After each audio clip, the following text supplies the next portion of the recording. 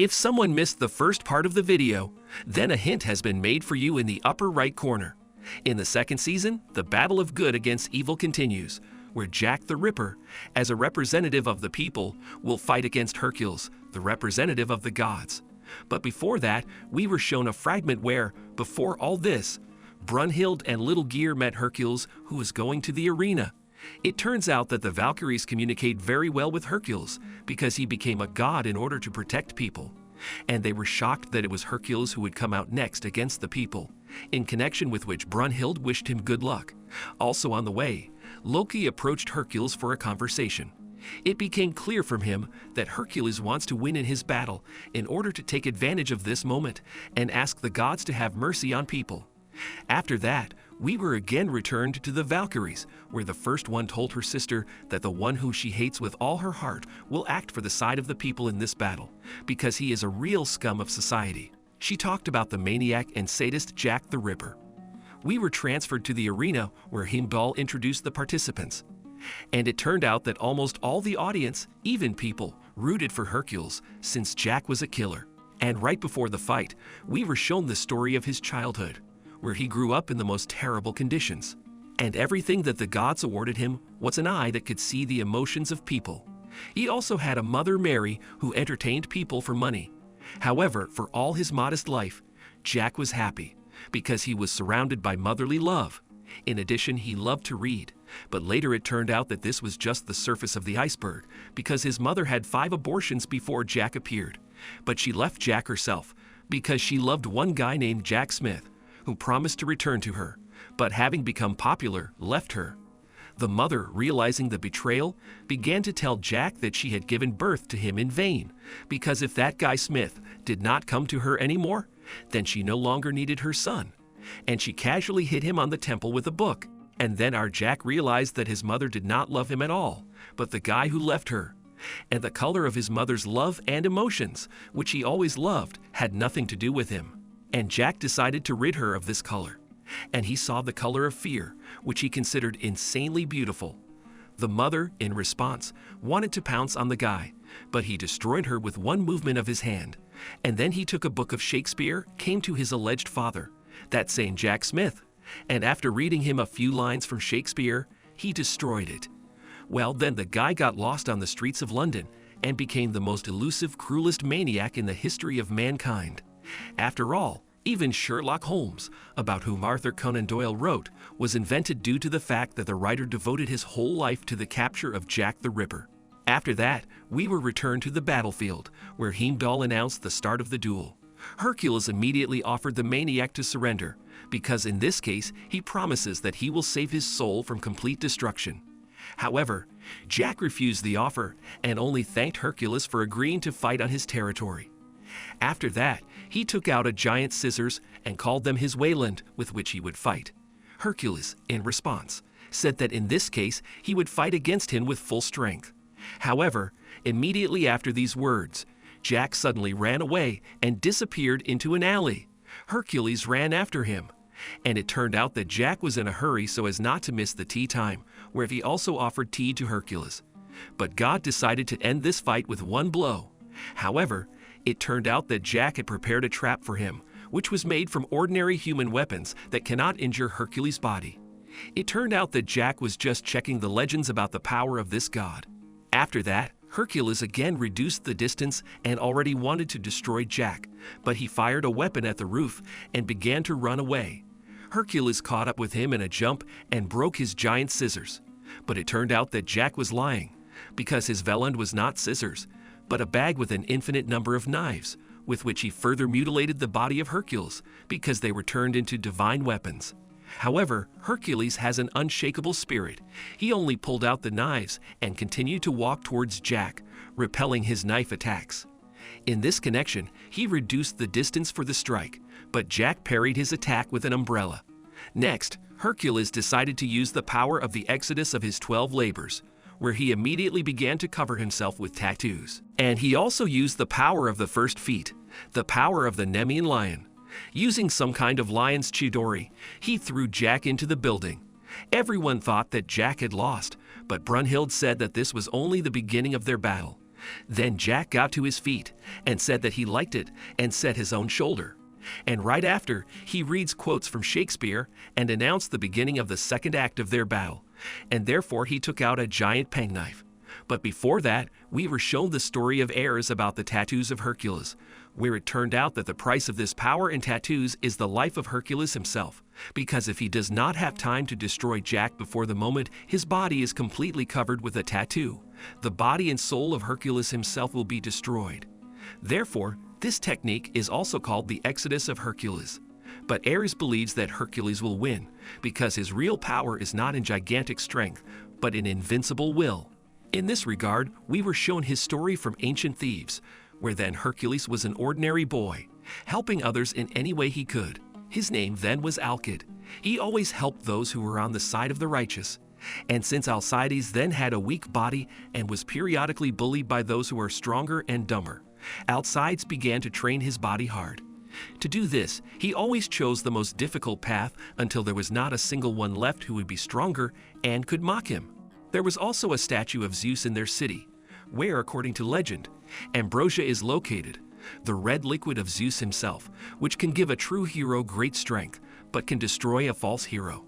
But Hercules, as a real hero, decided to pump his strength with real actions and exploits. We were shown how at the same time the next council of Valhalla was held, where 74% of the gods were for the destruction of people because of their greed and disrespect of some people from the city of Thebes. And since this was Ares' territory, he said he would deal with these people himself. It is clear that then most of the people were righteous and just prayed to the gods and were not to blame for anything. Therefore, when Ares with the strongest army of the gods approached the walls of the city, Alcid stood in their way, who was against them destroying people, because they in turn worship the gods, but the gods selfishly erase entire cities because of the misdeeds of some people. Alcides tried to stop Ares, but he stopped the guy with his heel. Ares, on the other hand, just liked the determination of Alcides, and he offered him to bend the knee, and then he would spare him. But he again repeated that the gods unfairly judge people. In this regard, he is ready to give his life to protect innocent righteous people. On the basis of which he took out the very red liquid of Zeus from his pocket, and he drank it completely. Ares, knowing her properties, thought that the guy was no longer a tenant. However, Alcides' hair turned white, and he began to turn into the ancient mob Psycho 100, and he received a power equal to Ares, since Alcides was a real hero in his soul. He single-handedly began the battle with Ares and his strongest army, which he defeated as a result, and they were left with Ares to fight one-on-one. Then Zeus himself appeared, who stopped this fight. He also said that he would make Alcides a god, so that he could protect people from heaven and not create problems on earth. In return, only Alcid asked the gods to promise that they would not touch people. And Zeus gave the go-ahead for this, but sent that Alcid should make sure that people no longer deviate from the righteous path. Then there was the coronation of Alcides, and he became a god, the son of Zeus himself. He was given a new name in honor of the wife of Zeus, Hera, and he became known to everyone as Hercules. Well, Ares is now proud that after the fight with him, Hercules became a god and his best friend. After that, we were returned to the battlefield, where Jack continued to throw various types of knives from Hercules from the bag. He also pulled strings around the entire perimeter, with which he pulled knives and fired at the god from all sides. Knives fought from all sides, and Hercules began to turn into a hedgehog. In response to this, he decided to use the power of the 6 feet, the Stymphalian birds, and he redirected the knives back to Jack with the wind. And he was able to fight off most of the knives, but received several wounds. And Hercules finally noticed his unreasonably strong eye, which contained an emotional Uzumaki Sharingan. Then Jack said that now, for the first time in his life, he would destroy a real god. Also, Jack once again reminded that he considers the color of the emotion of fear the most beautiful, and he wants to see the fear of Hercules. But he replied that there was no fear in him, and the only thing that could unbalance him was the reign of injustice. After that, Hercules attacked again, and Jack began to run away from him, climbing onto Big Ben, which Hercules then cut down, and Jack hung on the arrows. Hercules used his 7th labor, where he defeated the Cretan bull.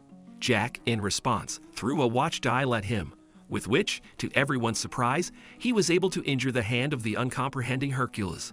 It turned out that Jack had been lying about his Wayland all this time, since his real Wayland is gloves, with which, when he touches something, he turns it into a divine weapon. In this connection, we were shown the moment when Brynhilde in Gear came to Fleck, the 11th of the Valkyries, who was sharply opposed to being a maniac Wayland. However, in the end, Jack himself appeared there and, grabbing her by the throat, forcibly connected their souls, and Fleck turned into gloves. Brynhilde was sure that it was her strength that would help win this battle. Well, in the meantime, Jack on the battlefield, after the story about his Wayland, said that now the whole of London will be his divine weapon. It was also explained to us that due to the lack of love, Jack became what he is now.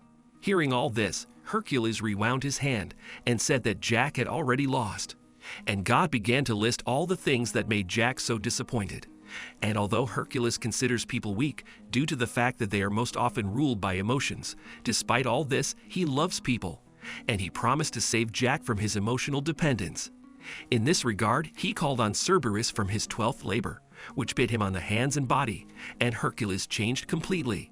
Well, Zeus explained to us that now everything will depend on the time of the battle, because in this form Hercules is unimaginably strong. However, over time, if he does not have time to defeat Jack, then Cerberus will completely absorb Hercules. In this connection, the god began to attack, but Jack dodged and began to recline everyone in a row in response. But the god broke all his items and used the blow of the great hero. But Jack dodged again and tried to climb the building. But Hercules jumped towards him, and with a blow stuck him into the ground, where Jack was impaled on the fence. Hercules said that Jack could not hide anywhere in this city, but Jack corrected him and reminded him that everything around him was his weapon. It turns out that when he was falling, he cut the Big Ben building and turned it into a weapon, and it began to fall right on Hercules.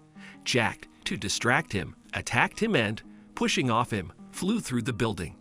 And as a result, it fell entirely on Hercules and crushed him. However, it turned out that he was able to survive this collapse. The audience was glad that he was alive. And Jack, seeing this, began to turn into the Joker because he even more wanted to recolor the color of Hercules' emotions. He decided to arrange a grand finale, and therefore he made a sword and shield out of the wreckage. And they continued to fight in close combat, where Hercules, although he was with one arm, he easily threw Jack into the building, after he decided to finish him off. But Jack dodged. And it turns out that all this time he wanted to punch Hercules in the head, but he did not manage to do it. Then Jack stood up and, heading towards Hercules, began to sing songs and recite quotations. After they hit each other at the same time, where Jack was the first, and he punched Hercules with his own hands. It turned out that he soaked them with his red liquid, turning it into a divine weapon. In this connection, Hercules realized that he lost and reminded Jack that he does not feel fear now, because the color of his soul has not changed, and all this is because of love for people. Then he suddenly hugged Jack, but he smiled in response and called him stubborn. Hercules also told Brynhilde that now everything is in her hands, after which Hercules disappeared, and already further Fleck, leaving Wayland, asked Jack how he feels after the destruction of the god. He replied that it was not clear, because before that he had not yet felt this feeling. After that, Fleck flew away and asked Jack to go to the infirmary as soon as possible. Our Wind picked up his hat and began to leave the arena, and he also thought along the way that if he could use his one wish, he would wish to meet his love. However, already at the exit from the arena, they began to throw stones at him for destroying the universal favorite, Hercules. And only Shakespeare, who was watching this, revealed the secret of Jack's behavior. He said that one should not look away from the fact that the truth, where the beautiful can turn into an abomination, and beauty can be hidden in an abomination. And this is the essence of man. Next, we were transferred to the Valkyries, where Geir began to make claims to Brynhilde for the fact that Jack destroyed their beloved Hercules. But the first one only said that Valkyrie stands for chooser of the slain. Then, out of anger, she hurt her hand on the door in the altar room. There, in honor of the memory of Hercules, she set up an altar for him next to the dead Adam and Lu-Bu. And she began to shed tears, promising that after the end of Ragnarok, she promised to join them. And at the same time, Ares and other gods were furious because of the departure from the life of Hercules and his loss. Well, Loki, like Detective Sherlock Holmes, put everything on the shelves how brilliantly Jack deceived Hercules in battle. And Zeus angrily destroyed the place where they watched the fights. And now they are all waiting for further actions of people. After that, we were shown the waiting room for the champions of mankind, the corridor of the arena, where Soji Okita and Azami Kondo were talking, who were waiting for their fights with the gods. And right after, we were shown Loki, who came to talk to the Buddha to ask him if he helped the Valkyries learn to connect souls and use Wayland with the help of the Buddha's controlled thing from his spiritual realm. In other words, is it not he who gave the Valkyries the opportunity, risking their lives, to share fate with people and fight against the gods? The Buddha replied that the question was too long, and he listened to almost everything deftly. Then Loki already directly asked if the Buddha was a traitor among the gods, but he boldly replied that even if so, then what? And Loki explained that in this case, Loki would become a corpse. After that, the 7 heavenly arbiters of justice appeared. They are also the 7 gods of happiness. 7 decided to show the Buddha for betrayal. Loki also joined them, and they decided to beat the Buddha with 8. In response to this, the Buddha bit through his lollipop and pierced Ebisu's hand with a stick from it. And then Sasaki Kojiro appeared, who was unhappy that such an unequal duel was taking place here, and he decided to help the Buddha. After that, Tsuji Okita and Azami Kondo joined with Zabuza's sword. They also decided to join this fight, because they cannot miss such fun. Ebisu decided to attack first, but he couldn't even hit the Buddha. Then Loki joined in and summoned his weapon, and Soji Okita started the fight with him. But everyone was stopped by the appearance of Odin and Zeus, where further the crows of Odin began to speak and accuse all the participants. However, people and gods considered them too cute to obey them. And then Odin turned on, who with one word, and his aura cooled the ardor of everyone. In this connection, Loki immediately changed his mind and went to watch the next fight, and the swordsman did the same. Well, Zeus asked the Buddha not to create more unnecessary problems, but he only began to laugh in response, because the only one who can order him is himself. Then Zeus, without further ado, went to watch the next battle. Well, Odin further for some reason sucked life out of plants with his power. Geir, meanwhile, apologized to Brynhilde for going too far after Heracles passed away, and they went to the chambers of the next representative of the people. It was Raiden Temimin, the strongest Yokozuna sumo wrestler in human history. However, for Geir, he was the personification of all the 7 sins of mankind, on the basis of which Brynhilde woke him up with a cry. In this connection, he flew up and was already about to retire with one of them, but Brynhilde stopped him with a blow and offered him her sister, the 3rd Valkyrie Trud, who herself was larger than Temimin in size, for personal pleasures. But it turned out that our great sumo wrestler is crazy about big girls, from which even the harsh labor turned into a sweet girl. And as a result, she fell in love with him, and they were united by souls. After that, we were immediately transferred to the arena, which was redesigned in the style of the Japanese sumo arena. Heimdall began to introduce the participants of the fight, where the strongest sumo wrestler of all time, Raiden Temimin, who we already know will act for people, and for the gods will be the familiar Indian supreme god, Shiva. This fight will be watched by all the strongest sumo wrestlers, and from Shiva's side, his 3 wives and half-elephant son Ganesha, who believes that his father will win, will be observers.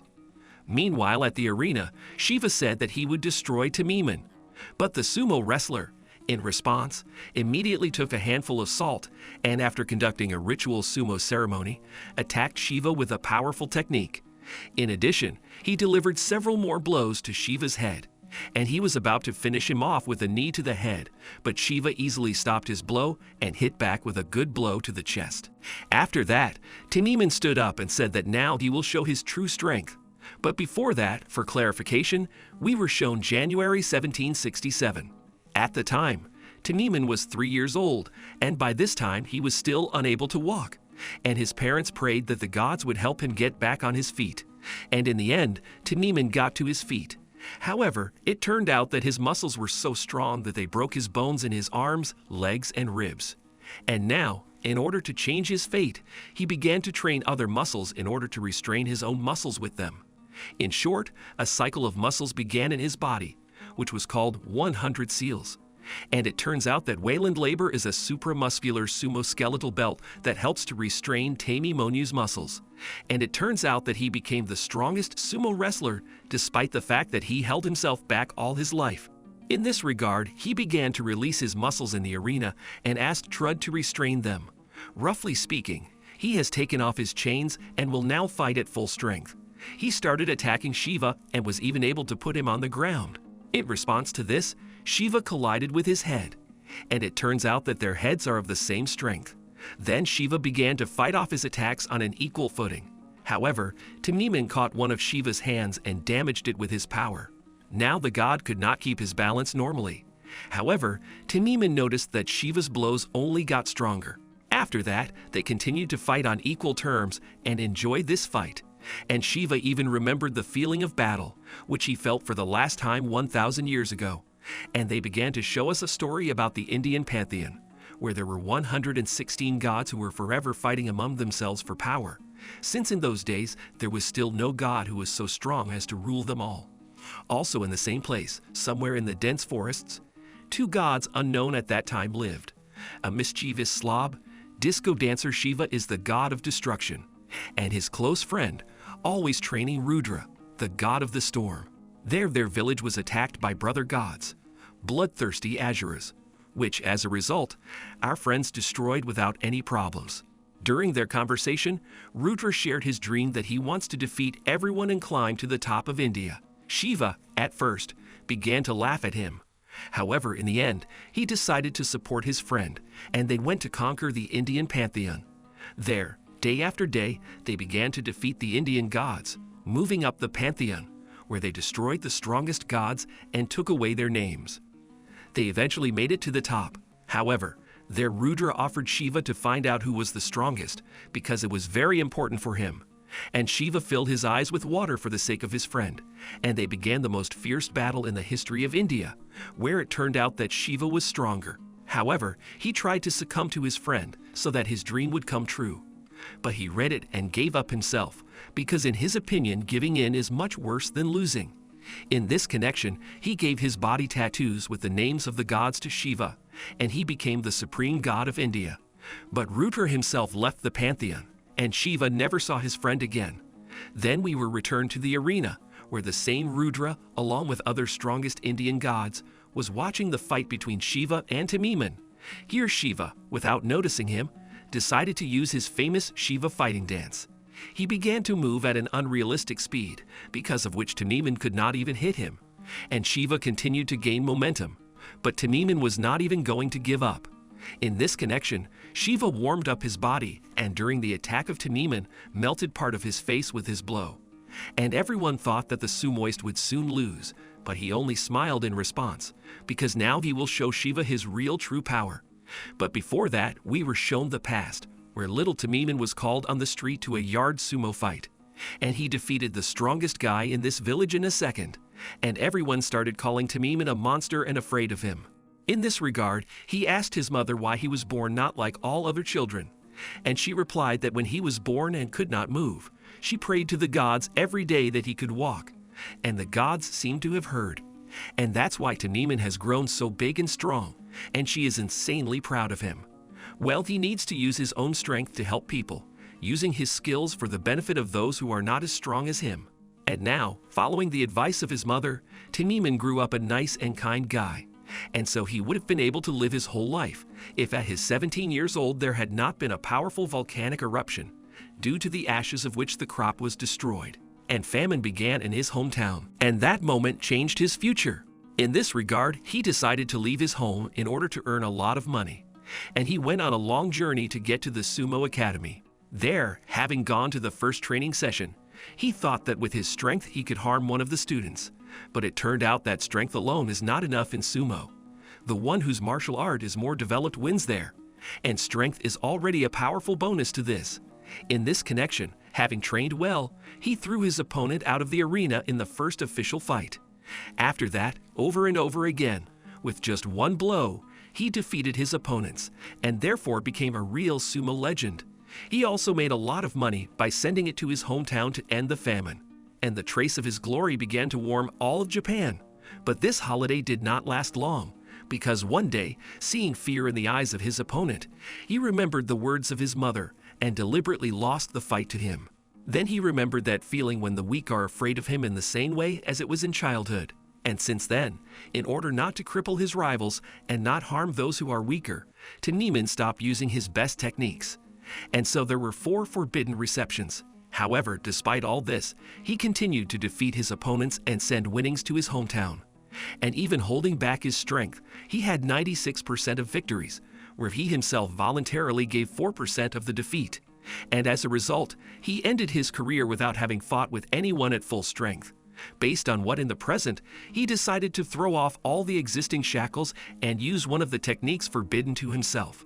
He began to perform the introductory ritual of Raiden and decided to use a death blow with the palm of his hand, where, having gathered all his strength, he was able to exceed the speed of sound with this blow and pierce Shiva, injuring 2 of his hands. But Shiva then rose to his feet again. It also turned out that after this blow, due to the recoil, Tiniman's muscles began to massively explode. In this connection, he asked Trud to help him so that he finished off Shiva with the last final blow. But Trud, out of love for him, tried to dissuade him, because after all this, his organs would be destroyed. But Tiniman said that he was ready to give his life for the sake of victory, because he is a real sumo fighter. And Trud, calling him a fool, agreed to help him, because once she told Gear that for the sake of her beloved man, she was even ready to give her life. Because of this, Tiniman turned on his strength to 100%. While Shiva, seeing his old friend Rudra, also decided to use all his strength, as he realized that now 1116 Indian gods believe in him, and he decided to go beyond his limits. He literally touched his heart and began to disperse it. According to legend, this technique is called Doomsday. In this connection, Shiva began to be covered with fire. He is going to dance a powerful dance until they burn to the ground, and Shiva creates a new world from the ashes. They attacked each other with their strongest attacks, and their bodies literally started to burn. Well, Brynhilde explained to us that the longer this fight goes on, the less muscle Tiniman will have. With Shiva, the situation is approximately the same, because he gradually begins to burn himself, and now it's counting down to the minutes. After that, they decided to put all their strength into the last blow. Tiniman attacked, but Shiva injured his hand with his blow. But he remained on his feet. However, he realized that he had already lost, and he asked Trud to turn back and not go out of life with him. But she refused to leave the guy she fell in love with.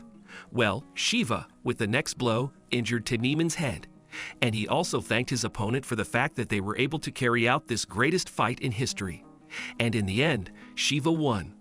Well, the sumo wrestlers decided to carry out their greatest legend of Tiniman with a sumo stomp, and the bodies of Tiniman and Trud disintegrated. Then Shiva, leaving the arena, met his old friend and the rest of the gods. Zeus also appeared there, and Shiva, unexpectedly for everyone, said that it turns out that people are amazing. Zeus also agreed with him, because people are not so easy to defeat. Then we were shown Brynhilde and Gear, who remembered their conversation with Trud, and she realized that she left life happy. But Brynhilde was in the maximum fury because of the loss and the death of her sister.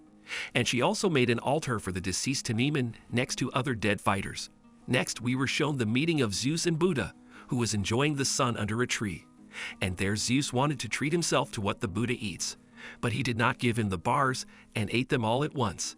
It turned out that Zeus came to him to ask the Buddha to enter the arena in the 6th duel. Well, the Buddha immediately clarified whether Zeus really wants to destroy people, and he replied that yes, because he does not like to lose. The Buddha said that he does not condemn this, and he likes Zeus' excitement, and he agreed to enter the arena. And in parallel with this, we were shown Gear, who came to the infirmary to look for bandages for Brynhilde. And there she accidentally overheard the conversation of the 7 gods of happiness, who were bandaging themselves after being humiliated by the Buddha, and Gear was noticed there when she was eavesdropping. In this connection, the 7 began to ask why she was here, but she was saved by the appearance of Jack the Ripper. Meanwhile, the Buddha entered the arena for the 6th duel. Heimdall presented him as a representative of the gods, but the Buddha took the mouthpiece from him and, unexpectedly for everyone, said that he would fight not for the gods, but for humanity. Then everyone was shocked. He also added that if the gods do not want to save humanity, then he will save them himself. If you want to continue, then write about it in the comments. Be sure to subscribe to the channel, like and press the bell so as not to miss new videos. AniMap was with you. Bye everyone.